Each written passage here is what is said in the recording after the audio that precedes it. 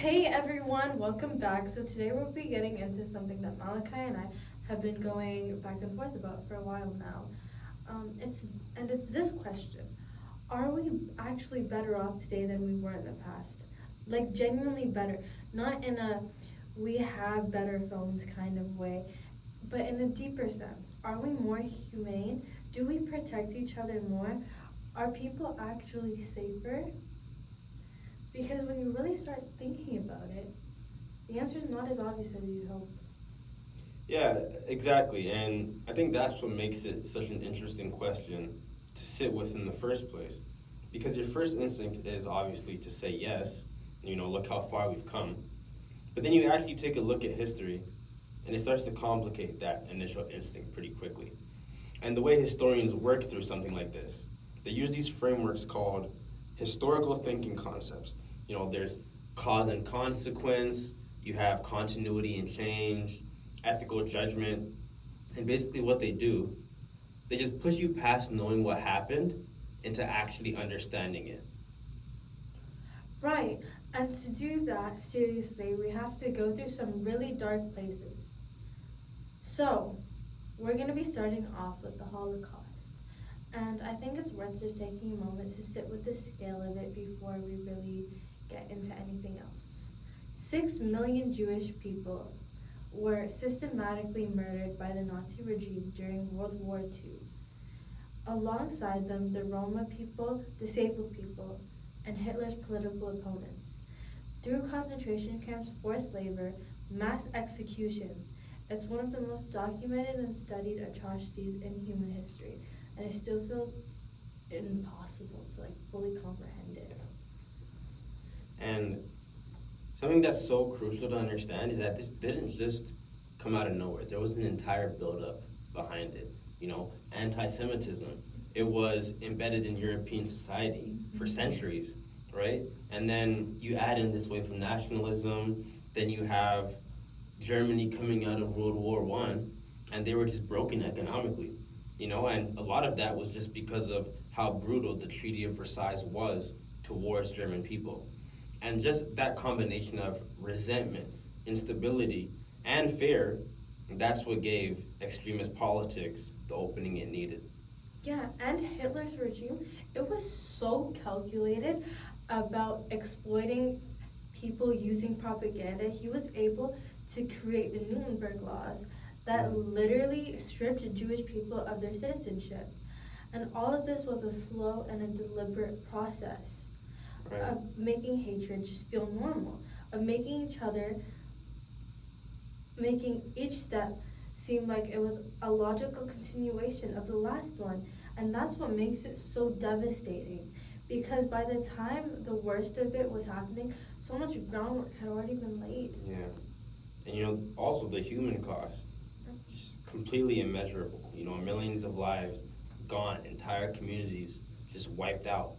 And the survivors, they were left to carry something that never truly goes away. They have all that trauma. But then in the years after, the world did something that felt sort of significant when the United Nations was created. The Universal Declaration of Human Rights, that was written, and there was this genuine collective attempt to say, we saw what happens when we let this go unchecked, and we're not going to let it happen again. And honestly, in 1945, that felt like a real turning point. Like something had genuinely shifted, and that there were now institutions, international laws, and this framework built specifically around protecting humanity. So if you ask the question back then, are we better? You could actually say yes and mean it. Yeah. And you see, back then, you could actually say yes, and you can mean it, but then something like Rwanda happens, and that's where it gets really painful to sit with. 1994, just less than 50 years later, around 800,000 people were killed in less than 100 days. And these were mostly Tutsi people. And the thing that's so hard to reconcile is that the international community, they were not unaware of this. Peacekeeping forces were there. Governments, international governments, were getting reports of what was going on in the ground in Rwanda, and they still didn't act on anything. They hesitated, they debated, and by the time anything meaningful actually happened, it was already too late for those 800,000 people. And that's the part that really gets me, because like there were all these things that were supposed to be, taken into account to prevent something like this. There was the institutions, there was the United Nations, there was laws like the crimes against humanity, Exactly. knowledge of what genocide was because we've seen it in the Holocaust, and like what leads up to that. And like it was not enough to make people like stop and help, to just do something, like stand for something. So like what does that say about like are we even better, like what's going on here? Exactly. And adding to that, it's not like Rwanda was just some isolated moment. There's Darfur, there's Syria, there's Palestine. Multiple genocides happen all around the world. And we're well into the 21st century, yet this pattern, it keeps showing up. So you can't just point, to all the progress that was made after World War II and treat that like it's the whole story. It's not. And like you're so right. And I think that's what we really want people to take away from this. Like having the tools to be better, it's just not enough. And it's not the same as actually being better. And we do have like steps and tools, like we could take the International Criminal Court, stronger international laws, information spreads fast because we have like Instagram, Twitter, Facebook. Nothing really goes unseen. Yeah. But no matter what, it's still not enough. People try to stand up, but like we need governments to do something. Exactly. And even with that Rwanda situation, it taught us something really important, which is that knowing history and being willing to act on it, those are two completely different things. Like Sabrina was saying, we have the history, we've seen everything, we've seen how genocide happens, but we're not doing anything about it. Progress is not automatic. It doesn't just accumulate because time passes. It has to be actively chosen in the moments when it's most inconvenient or even politically complicated to do so. You still have to choose progress. So honestly, like when we ask the question, are we better today?